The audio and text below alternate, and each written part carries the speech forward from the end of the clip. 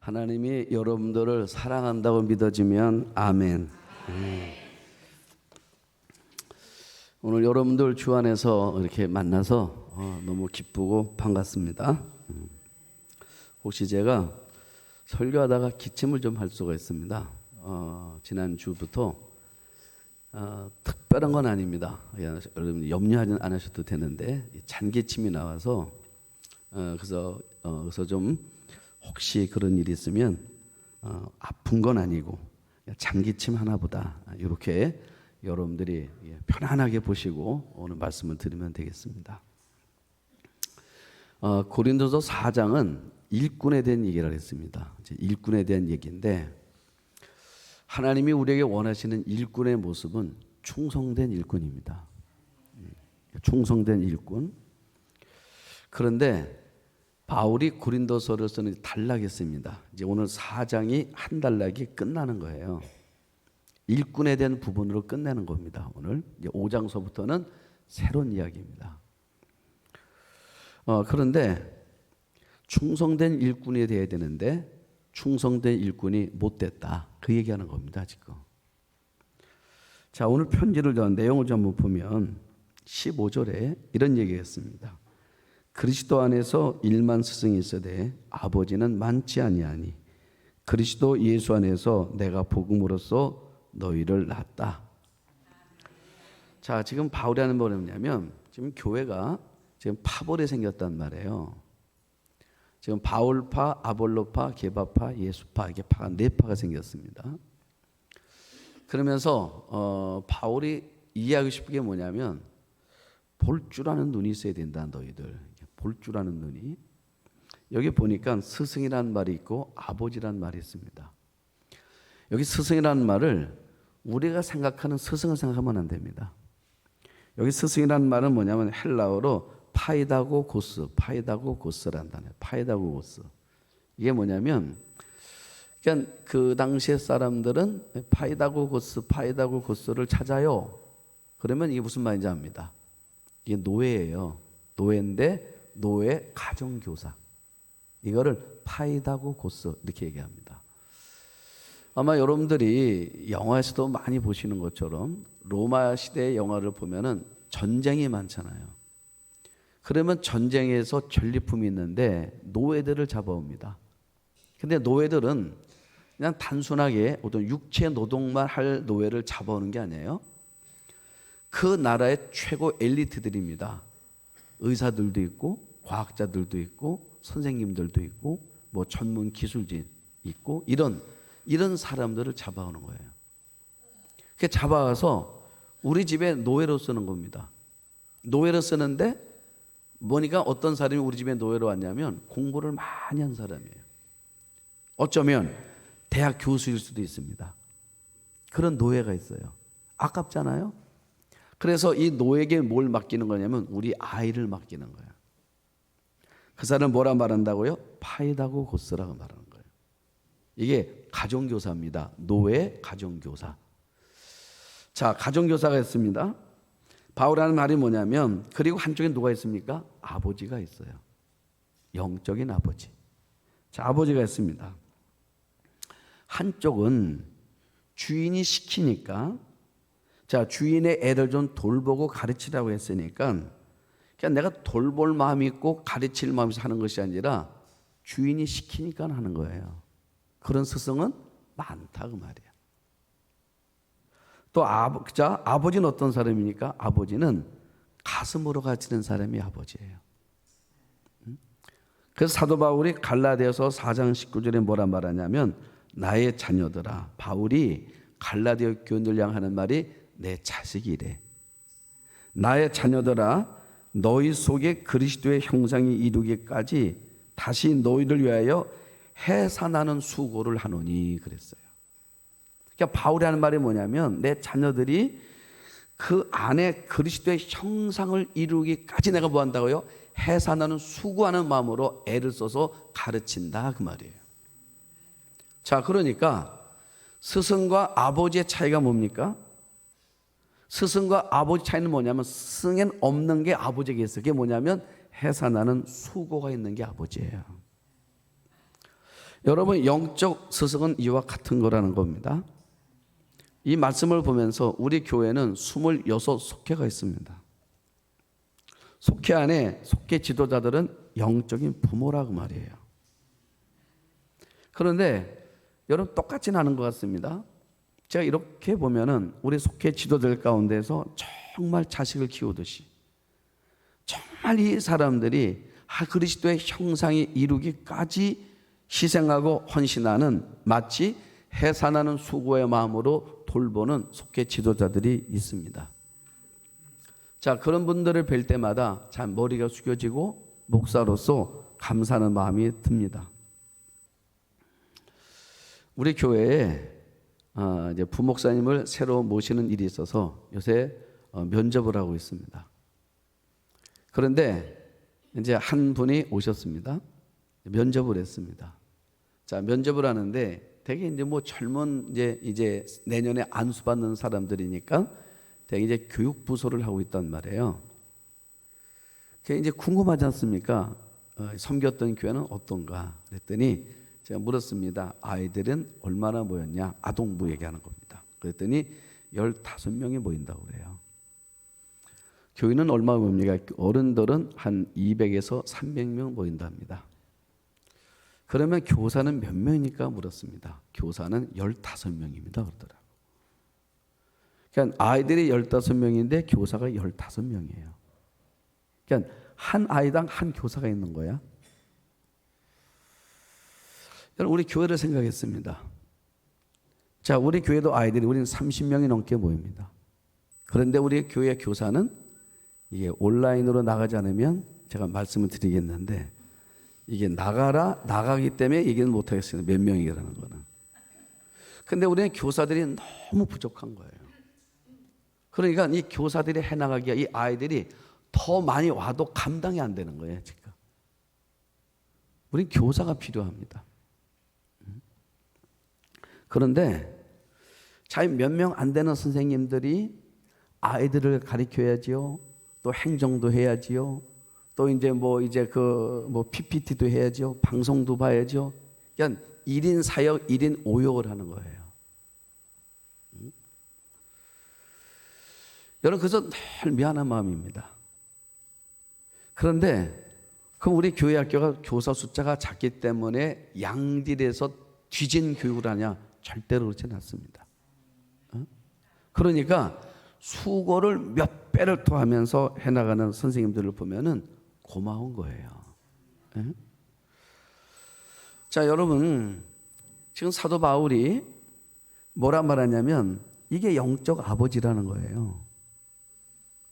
나는 우리 교회에 속회 안에서도 또 우리 여러분들 교우 가운데서도 서로 안에 영적 아비의 심정을 갖고 성도들을 돌보고 성도들을 바라보는 모습이 우리 안에 있기를 축복합니다. 그게 필요한 거예요. 그러면 영적 아버지는 어떤 사람이 영적 아버지일까 생각을 했습니다. 영적 아버지는 어떤 사람일까? 자식의 잘못에 대해서 책망할 줄 아는 사람이 아버지다. 네? 여러분, 자식의 잘못에 대해서 책망할 줄 아는 사람이 아버지라는 거예요. 오늘 본문 14절을 보면 이렇게 말합니다. 내가 너희를 부끄럽게 하려고 이것을 쓴 게 아니다 라는 말을 해요. 자, 사도 바울이 내가 너희를 부끄럽게 하려고 이런 말 하는 거 아니다 그 말이에요. 그럼 바울이 무슨 말을 했을까? 자, 무슨 말이 이들이 들을 때 부끄럽고 마음 상하고 기분 상하는 말들이었을까 하는 거예요. 그것이 앞부분에 나오는 6절서부터 13절입니다. 6절서부터 13절까지 읽어보시면 바울이요 고린도 교회들을 무섭게 야단을 칩니다. 책망하는 내용이 나와요. 자, 6절 한번 성경을 보십시오. 6절에 형제들아 내가 너희를 위하여 이 일에 나와 아볼로를 들어서 본을 보였으니 이는 너희로 하여금 기록된 말씀 밖으로 넘어가지 말란 것을 우리에게서 배워 그 다음 서로 대적하여 교만한 마음을 가지지 말게 하려 함이라. 서로 대적하여 교만한 마음을 가지지 말게 하려고 내가 편지 쓴 거다. 그러니까 바울이 보니까 지금 이 교인들이 뭐예요? 교만해졌어. 그래서 뭐라고 있습니까? 그냥 판단하고 있잖아요. 나는 아볼로는 이런 사람, 바울은 이런 사람, 서로 판단하면서 분파가 생겼단 말이에요. 그러니까 너희들이 뭐예요? 보니까 교만해졌다는 거야 지금. 교만해졌다는 것입니다. 자, 그래서 너희들이 서로 대적하여 교만한 마음을 가지지 말게 하려고 편지 쓴 거다. 여러분, 교만한 사람한테는 교만하면 안 돼 이렇게 말하는 거 어려워요. 그렇죠, 여러분? 그 다음에 7절 보십시오. 누가 너희를 남달리 구별하였느냐? 너에게 있는 것 중에 받지 아니한 것이 있냐?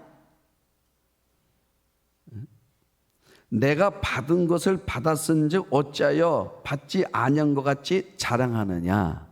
잘난 척한다고 말해요 지금.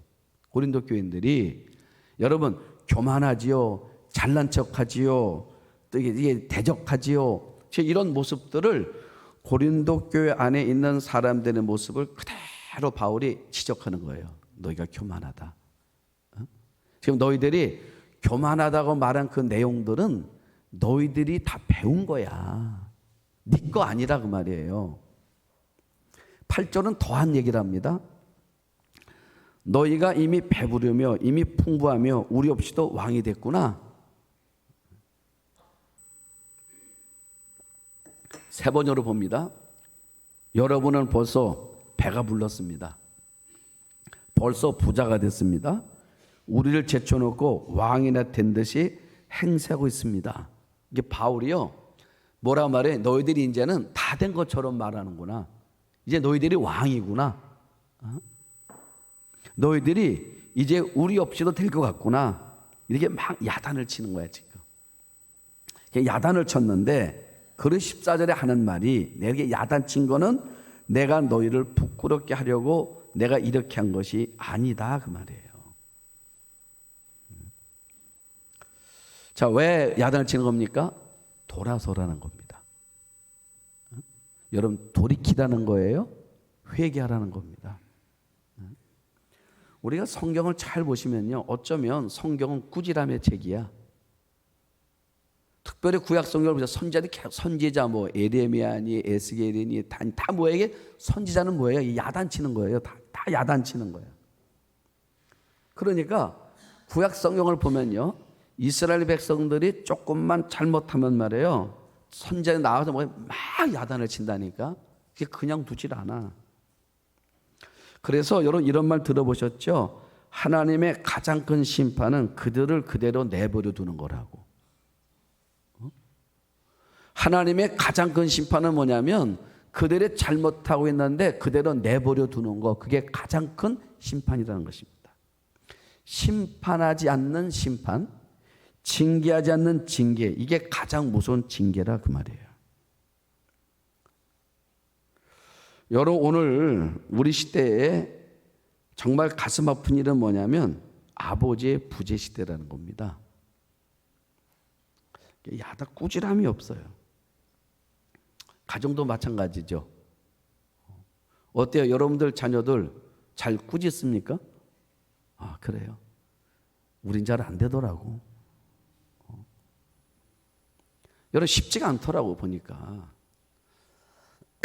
마음에 안 드는데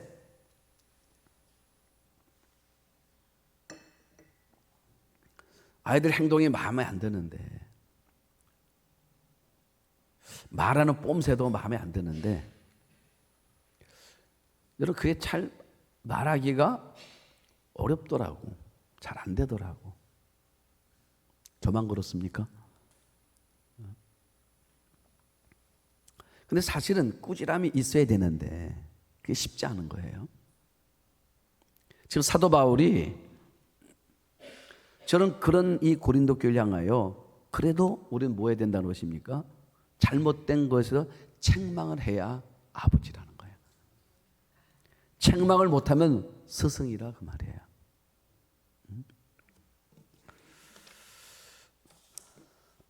그러면서 사도 바울이 이런 얘기를 합니다. 오늘 말씀의 제목 그대로예요. 나를 본받는 자가 되라. 자, 16절에 그 말하는 것입니다. 그러므로 내가 너희를 권하노니 너희는 나를 본받는 자가 되라. 제가 이 말씀에 두 가지 예화를 하나 들려드리려고 합니다. 자, 이 말씀을 들으니까 사람들이 뭐예요? 오해를 하는 거예요. 바울에 대해서. 야, 참 건방지다. 나를 본받으래. 지금 바울이 나를 본받으래. 그러면서 바울이 건방져 보이는 거예요. 근데 바울이 요 얘기를 여기서만 하는 게 아닙니다. 딴 군 몇 군데 또 나와요. 나를 본받으라는 말이. 그러면 여러분 이 말씀이 이 뜻일까? 우리가 이 땅을 살아가면서 가장 많은 일들이 뭐냐면 오해라는 거예요. 오해. 여러분 오해 때문에 생기는 갈등들이 어쩌면 더 많아요. 그렇죠, 여러분.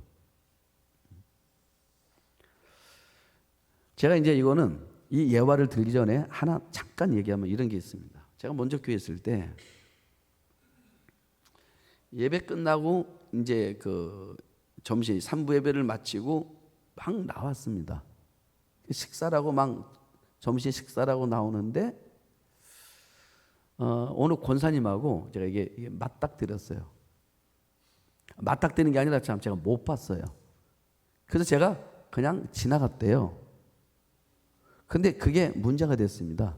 우리 권사님 마음속에. 왜 문제가 됐냐면 목사님이 나를 보고도 못 본 척하고 지나갔다는 거예요. 그 이유가 뭔가 그랬더니 그 여성교회가 교회에서 나이가 두 번째로 많은 여성교회야. 총회가 있었대요, 그날. 총회가 있었는데 그 권사님이 회장을 하고 싶었대. 그래서 말했대요, 공경연이. 올해는 회장은 내가 하겠다고. 그랬는데 권사님이 식사를 하는 중에 이분은 식사를 하고 있었는데 그 여성교회는 이미 다른 데 모여서 총회가 시작이 된 거야. 그래서 이 권사님이 식사를 났는데 보니까 총회가 돼서 회장이 뽑힌 거야, 이미. 다른 사람이. 그래서 급하게 갔더니 총회가 끝난 거예요. 그래서 거기서 권사님 화가 나가지고 말을 막 했대. 말을 막 했는데 그때 마침 제가 거기 공간 모이는 성교 옆에가 화장실이에요. 내가 그때 나오다가 권사님 막 욕하고 나오다가 나하고 맞닥뜨린 거야. 나는 한마디도 못 들었어, 화장실에서. 그런데 목사님이 그리고 나서부터 식사를 하는데 볼 때마다 내가 싹 피한다는 거야. 이게 뭐라고요? 이게 오해라는 거야. 여러분, 그래서 제가 오늘 설교 전에 말씀드리는 겁니다. 나 아무 이상 없다고. 그러니까 제가 기침하는 거는 특별한 거 아니니까 염려 안 하셔도 된다고. 자, 그리고 제가 이제 두 가지 예를 듭니다. 하나. 선 밖의 예수, 선 밖의 예수라는 책이 있어요. 이게 스캇 솔즈라는 목사님이 쓴 책인데 이분이 자기 목회 속에 있었던 이야기 하나를 책 속에 소개를 합니다. 어느 날 자기 교회 옆에 베이글 빵집이 있대요. 미국 얘기입니다. 베이글 빵집이 있는데 거기를 항상 지나게 돼요. 항상 지나는데 어느 날 한 여자 노숙자가 이제 그 목사님께 뭐라 말하냐면 아침밥을 좀 사달라고 부탁을 하더래. 그래서 바로 옆에 베이글 빵집이 있기 때문에 또 노숙자인데 여성인데 그러지요. 제가 사드리겠습니다. 그랬더니 그분이 그 다음 뭐라 말하냐면 베이글 말고 계란 샐러드를 사주세요 이러더래요. 그래서 자기가 웃으면서 그러세요? 대답을 했는데 마음이 아주 불쾌하더래요. 왜냐하면 얻어먹는 입장에서 또 무슨 메뉴를 선택하나? 그러니까 베이글을 사주면 베이글을 먹고 내가 계란 샐러드를 사주면 계란 샐러드를 먹는 거지. 뭘 이거 사달라 저거 사달라 그러냐는 거예요. 또 가격도 차이가 있습니다. 베이글은 57센트인데 계란 샐러드는 6달러랍니다. 돈이 문제가 아니에요. 돈이 문제가 아니고 이 사람의 자세가 틀렸다는 거야. 자세가. 여러분 맞아요 틀려요? 자세가 틀린 거야. 예? 그래서 마음이 상한 거야. 돈 때문에 마음이 상한 게 아니라 자세 때문에 마음이 상했습니다. 그런데 그분이 계란 샐러드를 요구했기 때문에 계란 샐러드를 사다 줬대요. 그랬더니 이분이 계란 샐러드를 받으면서 너무 미안해하면서 이런 얘기를 하더랍니다. 미안합니다. 제가 주제넘게 이런 계란 샐러드를 사달라고 요청한 것은 제 이가 염증이 생겨가지고 제가 그래서 베이글은 씹을 수가 없어요. 그래서 씹을 수 있는 형편이 안 돼서 배는 고픈데 부드러운 거를 음식을 먹고 싶어서 부탁을 드린 겁니다. 여러분 그 말을 듣고 났더니 말이에요. 이 스캇 솔즈 목사님이 너무나 자기 마음속에 미안하더래.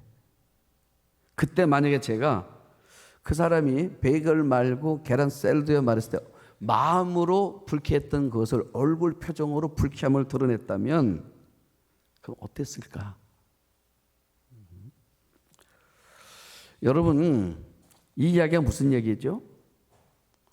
우리가 저 사람의 형편을 어떻게 알겠냐 그 말이야.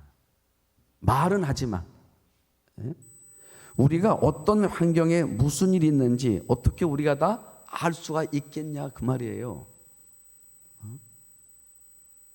그래서 우리는 항상 모든 상황에서 주님을 바라보고 주님의 마음으로 구해야 되더라 그 말이에요. 그렇죠. 지금 여러분들이 안고 있는 여러분들이 말 못할 그 마음은 여러분들만이 가지고 있는 거예요. 그런데 그 마음 앞에서 우리가 겉으로 드러난 모습만 가지고 말하면 안 된다 그 말이에요. 그러니까 지금 사도 바울이 하는 말이 너희가 나를 본받으라 이 말을 액면 그대로 받으면 안 되는 것처럼. 왜요? 지금 바울이 하는 이 말은 나를 본받으라는 말은 무슨 말입니까? 그러니까 내 겉모습을 본받으라는 말이 아니라 내가 누구를 바라보고 있어요? 내가 예수를 바라보고 있는 이 그 모습을 본받으라는 얘기라 그 말이에요. 그런데 우리 생각보다 이게 쉽지 않단 말이에요. 인생살이가. 제가 이제 운전하고 가는데 이제 운전 가면서 이제 방송 설교를 자주 들어요. 듣는데 한 내용이 나오는데 굉장히 마음에 은혜가 되더라고. 그래서 차를 멈추고 메모를 했어요. 잠깐 잊어버릴까 봐. 이런 얘기입니다. 한 가족이 세 식구가 살아요. 엄마, 아빠, 아들 셋이 삽니다. 세 사람이 명절 때가 돼가지고 대형 마트를 갔답니다. 사람들이 많잖아요. 명절이니까. 그래서 아빠는 차대기도 어려워가지고 아빠는 주차장에서 기다리기를 하고 엄마하고 어린 아들이 둘이가 이제는 쇼핑을 했습니다. 물건을 샀어요. 사람들이 막 인상인해를 이루고 있습니다. 물건을 사갖고 이제 사올 때 나오니까 이제 뭐예요? 이제 그거를 계산해야 되잖아요. 계산하는 거예요. 막 계산하는데 자 그런데 직원 하나가 물건에 이제 바코드 찍지 않습니까? 찍는데 많은 물건이 나오다가 보니까 물건 하나가 바코드에 찍지 않은 채 바구니 그대로 담겨지는 거예요. 근데 그걸 엄마가 봤습니다. 아이도 봤어요. 둘이가 다 봤습니다. 근데 엄마가 아무 소리 안 해. 그리고 물건을 그냥 다만 계산에 급하게 빠져나가는 것입니다. 그때 아이가 엄마한테 말하는 거예요. 엄마, 저거 돈 내지 않은 거 하나 있잖아. 그거 왜 그냥 우리 가져가? 그때 엄마가 조용히 해 그러더래. 어? 그래가지고 그냥 가지고 왔다는 거예요. 조용히 하라고. 왜? 그랬더니 괜찮아. 실수는 우리가 그냥 가져온 게 아니고 직원이 못한 거야. 그러니까 우린 잘못 없어. 괜찮아. 그리고 왔다는 거예요. 자, 이제 차를 탔습니다. 아빠가 이제 차를 나가는데 차들이 너무 많다 보니까 가다가 그 주차장 안에서 옆에 있는 차를 이렇게 어떻게 했냐면 이게 긁고 지나가게 됐어요. 그때도 아빠도 말해요. 아무 일 없다니 급하게 막 주차 빠져나가는 겁니다. 또 아이가 이번에 아빠한테 물었답니다. 아빠, 그 옆차 우리가 부딪혔잖아. 그랬더니 그 아빠가 엄마랑 똑같은 대답하는 것입니다. 아무도 본 사람 없어. 괜찮아. 내가 일부러 그런 것도 아니고, 그리고 나갔다는 거예요. 세월이 흘렀습니다. 이 아이가 장성에서 취직을 했습니다. 회사를 다니는데 그 아들이 횡령사건에 연루가 돼가지고 감옥에 갔습니다. 그 부모가 눈물을 흘리면서 면회 가서 억장이 무너지는 마음으로 울면서 얘기를 합니다. 왜 그런 짓을 했어? 나쁜 짓 하면 안 된다는 거 몰랐냐? 그랬더니 아들이 쓴 웃음을 지으면서 한 말이 뭐냐면, 뭐든 들키지 않으면 괜찮은 거 아닌가. 저도 들키지 않을 줄 알았어요. 재수 없어서 걸린 겁니다. 여러분, 그분도 말하더라고요. 이게 실화인지 아닌지는 모르겠대요. 그러나 메시지가 있더라 그 말이야. 여러분 이런 말 들어보셨죠? 세상에 부모의 말을 잘 듣는 아이는 없대요. 그런데 부모의 행동을 따라하는 아이들만 있을 뿐이래요. 여러분, 우리 이런 말도 합니다. 자식은 내가 말한 대로 안 산대요. 내가 산 대로 산대. 여러분, 그러니까 지금 사도 바울이 하는 말이 뭐냐면, 너희가 나를 본받으라는 말을 하는 거예요. 나의 뭘요? 여러분, 우리가 그러죠. 이렇게 말을 쓰습니다. 좋은 말이에요. 엄마가 말합니다. 아이들 보고 넌 아빠 닮아야 돼. 이런 말을 해. 또 어떤 아빠도 이렇게 말합니다. 너 엄마 닮아야 돼. 엄마처럼 하면 되는데 엄마 닮아. 이렇게 말하는 겁니다. 그러면 여러분들이 들을 때 말은 참 좋지요. 그래서 남편이 나를 알아주네. 나 닮으래. 그런데 그 말을 듣고 한번 생각해 보라는 거죠. 나 닮으면 될까? 하는 마음. 나의 뭘 닮으면 될까? 나의 성실함? 여러분, 우리가 성실함을 말하지만 그 성실도요 상대적이라는 거죠. 그러면 이렇게 말해. 아빠 머리 닮으면 돼. 아빠 머리 어떤 머리인데요? 여러분, 공부 잘하는 머리래요. 그럼 어느 정도 잘하는 머리인데? 그렇게 생각해 보면 그 머리도 아니라는 거죠. 아빠의 부지런함. 얘는 아빠를 닮았어. 부지런해요. 그 부지런함 어느 정도 부지런함? 바울이 생각하는 거 보니까 이 부지런함이라는 것도 다 똑같더라는 것입니다. 그래서 내가 받아야 할 본이 있더라는 것입니다. 그게 뭐냐면 내가 그리스도를 본받은 거, 그거를 너희가 본받기를 원한다고 말하고 싶은 거예요. 내가 예수 닮으려고 애쓰는 거. 그래서 제 마음속에서도 내가 우리 아이들에게 해주시는 마지막 말이 뭘까? 내가 마지막 됐을 때 해주시는 말은 하나밖에 없는 것 같아. 꼭 예수 믿어라. 이 말밖에 없는 것 같아요. 왜요? 결국 우리 인생 가운데에서 내가 정말 자녀에 남겨줄 유산은 딱 하나더라고. 예수 믿어라는 말이 한마디. 왜요? 그 예수님밖에 없는 거예요. 결국 내 인생에. 여러분 모든 인생이요 마지막 붙드는 건 누구냐면 예수님이더라고. 호스피스 병동에 있는 분들, 거기서 호스피스 병동에서 상담하시는 분들 얘기가 뭐냐면, 여러분 사람들이 마지막 그 운명하는 그 순간이 됐을 때 이렇게 절규한다는 거예요. 정말 끝이냐고 이게. 정말 이 죽음이 끝인 거냐고 묻는데요. 이게 정말 끝이냐고. 우리 끝 아닌 거 알아요. 그래서 우리가 여러분 사도 바울이 그걸 알았기 때문에 내가 지금까지 노력해서 얻었던 학위도 또 배움도 내가 자랑했던 가문도 이 모든 것들이 다 보니까 다 뭐예요? 다 지나가는 것들에. 여러분 우리는요 지나가는 것을 붙잡을 수는 없습니다. 영원한 걸 붙잡아야지. 그 영원한 거는 예수님밖에 없더래. 내가 그거를 붙잡은 거를 너희가 본받기를 원한다. 그런 바울이 그 얘기하는 거죠. 그러면서 고린도 교회 교인들에게 사람 하나를 보내는 것입니다. 그게 디모데예요. 17절 보시면 이로 말미암아 내가 주 안에서 내 사랑하고 신실한 아들 디모데를 너희에게 보낸다. 이렇게 말해요. 이런 디모데가 누굽니까? 바울이 믿음으로 낳은 아들이라고 말하잖아요. 그런데 바울이 디모데를 이렇게 소개합니다. 뭐라 소개하냐면 내가 주 안에서 내가 사랑하고 신실한 아들 디모데. 신실하다. 여러분 바울이 디모데를 볼 때마다 어떻게 보여요? 신실하다. 신실하다. 우리가 지난주에 배웠습니다. 이 신실한 단어가 뭐냐면 헬라어가 피스티스예요. 피스티스. 이게 우리가 죽도록 맡은 구하고 충성이라. 충성이라는 단어가 헬라어가 피스티스입니다. 제가 지난주 말씀드렸어요. 피스티스가 세 가지 의미가 있다고. 충성이라는 단어, 신실하는 단어, 믿음이라는 단어. 그래서 참 믿음이 좋다 말할 때도 피스티스, 충성한다 말할 때도 피스티스, 신실하다 말할 때도 피스티스예요. 그러니까 바울이 지금 디모데가 신실한 사람이 된 것을 눈으로 이렇게 보고 있는 거야.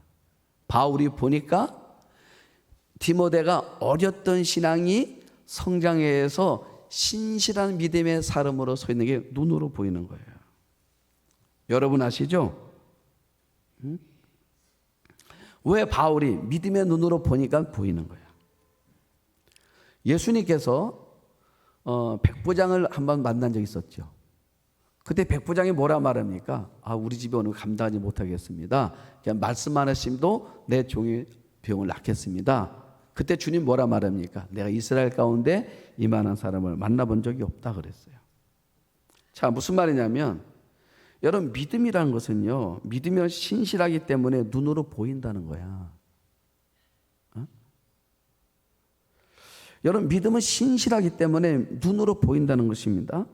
그래서 우리도 어떤 분은 굉장히 열심인 것 같은데 아직도 좀 미숙해 보이는 분이 있고, 어떤 분은 아예 자기를 내세우지 않는데 참 보면 신실한 크리스찬으로 보이는 게 있다. 우리가 알아요. 여러분들이 보시면, 여러분들도 보면 저 사람 참 열심히 있어 하는데 이게 피스티스라는 말은 안 나와. 이게 열심은 있는 것 같은데 이게 신실한 것 같진 않아. 이게 여러분들 보면 평가하지요. 해요, 안 해요? 하잖아. 또 반대로 저 사람은 이게 말도 없고, 그런데 이게 가만히 보면 믿음이 있어. 이렇게 보인단 말이에요. 자, 무슨 말이냐면, 자, 이게 왜 중요한 거냐면 다른 사람들도 나를 지금 보고 그렇게 말하고 있다는 걸 알라 그 말이야. 응? 그래서 그리스도인들은요 끊임없이 자신의 믿음을 객관화시켜야 하는 겁니다. 그러니까 우리가 남을 평가하는 것처럼 남이 나를 평가할 거라 그 말이에요. 신실한지, 믿음이 있는지, 충성하는지. 그러니까 여러분 우리가 바울이 하는 것입니다. 바울이 디모데를 볼 때마다 뭐예요? 신실하다는 거예요. 바울은 디모데를 볼 때마다 신실하게 느끼는 거예요. 나는 여러분들의 평가가 누군가 볼 때마다 아무게 말하면 그분은 늘 신실해. 이렇게 평가되어지는 삶의 길을 걸어가야 된다 그 말이죠. 그래서 늘 이렇게 불려져야 돼. 바울은 늘 디모데를 볼 때마다 뭐였다고요? 고린도 교인들 비교해 주는 겁니다. 지금 고린도 교인들은 내가 믿음으로 나왔는데 너희들 생각에는 뭐야? 내가 이제는 부자다, 내가 이제 배불르다 말했다고 그랬죠. 내가 이제 왕 같다, 이제 뭐야? 이제는 다 됐다 그 말이에요.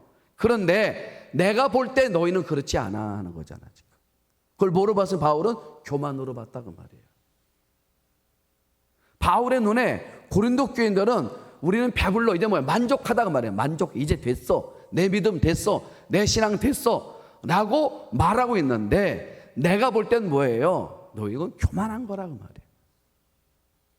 반대로 디모데는요, 어린아이 같은데, 어린아이잖아요. 청년이란 말이에요. 그런데 내가 볼 때마다 디모데는 피스티스예요. 신실하다. 네? 여러분, 우리가 어떻게 살아야 되겠습니까? 늘 말씀드리는 겁니다. 4장까지 나오는 큰 타이틀이 있는 거예요. 그게 뭐예요? 공적이라는 단어 잊지 마십시오.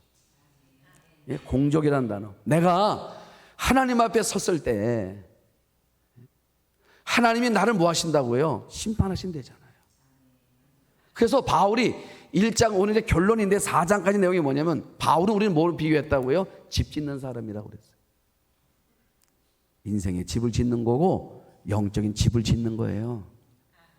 그래서 인생을 잘 살아야 되는 겁니다. 왜요? 집을 지어가는 거니까. 영적으로 잘 살아야 됩니다. 믿음의 집을 짓는 거니까. 그런데 이 믿음의 집이 하나님 앞에 섰을 때 동적이 뭐예요? 이 집을 짓는 수고 말이에요. 여러분들이 믿음의 집을 짓냐고 해서 수고 많이 하셨죠? 응? 그럼 여러분들의 수고의 내용으로 집이 지어지는 거예요. 그 수고가 뭐냐 그 말이야. 어떤 수고를 했냐 그 말이에요. 그 수고가 뭐냐는 거죠? 어떤 사람 어떤 수고를 했습니까? 물어보니까 자, 내가 이런 봉사됐고요, 이런 헌신됐고요, 이런 충성됐고요, 이 얘기를 쭉 하는 거예요. 이게 공적이야. 올 한 해 여러분들이 공적이 있단 말이에요. 그 내가 성경도 그래서 우리가 당회 때마다 하지 않습니까? 나는 이번에 성경을 몇 번 봤고요, 11조 이렇게 했고요, 전도는 몇 사람 했고요, 뭐 이게 나오잖아요. 이게 공적이란 말이에요. 공적. 이런 공적들이 하나님 앞에 그래서 그 공적으로 내가 뭐라는 거라고요? 믿음의 집을 진 거예요. 졌는데 하나님의 집을 가지고 갔단 말이에요. 하나님 집 졌어요 하고 내놓은 거예요. 이렇게 집에 대한 내용이 뭐예요? 이게 파일입니다. 하나님 집진 재료들입니다. 요거로 쌓아서 집을 져서 하나님께 내놓았다 그 말. 다 내놓을 거예요, 여러분들. 근데 하나님께서 이 집이 정말 잘 집인지 또 성경대로 진 집인지 우리도 건축했지 않습니까? 그러면 구청서 나오잖아요. 또 감리도 하지 않습니까? 마지막 뭐하면 이 건축법에 따라 졌는지, 그래서 우리 설계대로 졌는지 평가하잖아요. 그래서 설계대로 앉아서 뭐라 말합니까? 아, 이거 철거하라고 그러잖아. 설계 없는 거라고. 여러분, 그러니까 이 설계대로 구청에 제출한 설계 도면대로 졌는지 평가하는 거잖아요. 하나님이 내 인생의 집을 졌다고 내가 가지고 나왔습니다. 이게 뭐예요? 내가 집을 짓는 설계 내용들입니다. 갖고 나오는 겁니다. 그러면 하나님 뭐로 평가합니까? 불이 뭐예요? 하나님 말씀이라고 말해요. 네? 하나님께서 그 공적을 불로 심판한대잖아요. 그래서 말씀대로 나가 집을 잘 졌다고 해서 내놓았는데 불을 지폈더니 말해요. 그 집이 갑자기 싹 타버리면서 흔적도 없는 거야. 그럼 뭐란 말이에요? 성경에 그 다음 뭐란 말이죠? 이는 이를 갈며 심판을 받으려니와 이랬어. 그런데 자, 이제 집을 졌어요. 믿음의 집을 졌습니다. 자, 이제 성경에 비추어서 이 재료를 제대로 쓴 건가 평가하는 거예요. 했는데 자, 이제 공적은 뭐로 하는 거래? 이 용도가 불로 하는 거예요. 불로 싹 했어요. 그랬더니 이 집이 그대로 있어. 그럼 무슨 말입니까? 성경대로 졌다 그 말이에요. 그런 사람이 뭐라 말합니까? 상을 받으려니와 그랬어요. 응? 자, 여러분, 사도 바울은 너 이렇게 살면 안 된다는 거예요. 왜요? 우리는 하나님 앞에 설 때가 있기 때문에. 그래서 바울이 야단을 치는 거예요. 책망하라는 것입니다. 그래서 뭐 하는 것입니까? 너희들이 돌이키라는 것입니다. 돌이키로.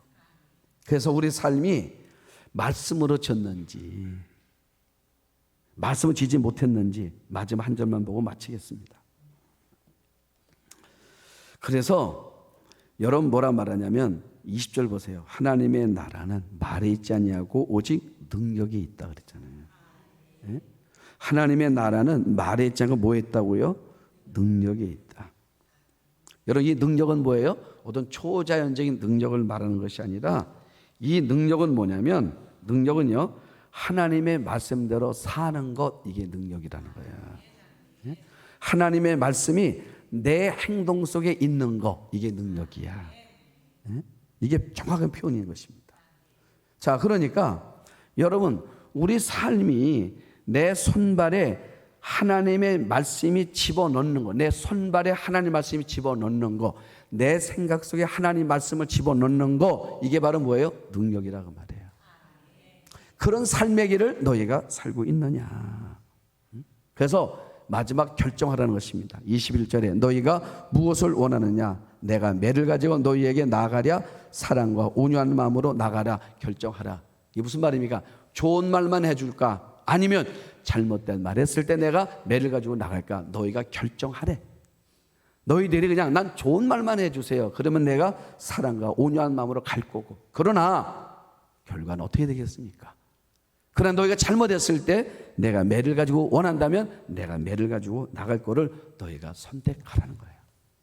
우리 보고도 말씀하시죠. 저보도 말합니다. 너도 결정하라는 거예요. 내가 너를 어떻게 따르면 좋겠는가? 나는 여러분들 속에서 사도 바울은 뭐합니까? 뭘 선택했습니까? 여러분들은 뭘 선택하시겠습니까? 여러분들이 선택해서 여러분들이 하나님의 자녀로서의 삶의 길을 걷게 되는 그런 선택을 하는 여러분 각자가 되시기를 축복합니다. 하나님.